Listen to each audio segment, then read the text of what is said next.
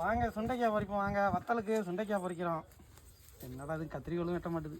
இது சில்லர் வேலை எடுத்துங்களேண்ணா. ஐயப்பா அழுத்தமாக இருக்குங்க. அது கையாலே எதுக்கு பிச்சிடலாம்ல? ஐயோ முள்ளு குத்துது வேற. இது மறிங்க போன கத்திரிக்கோளுக்கோ. தெரிக்கிறான். நிறையா இருக்கு பாருங்க, குறை குறைன்னு காயாவே வச்சு தண்ணி ஊற்றுனா யாராச்சும் பறிப்பாங்க. அதெல்லாம் சொல்லக்கூடாது.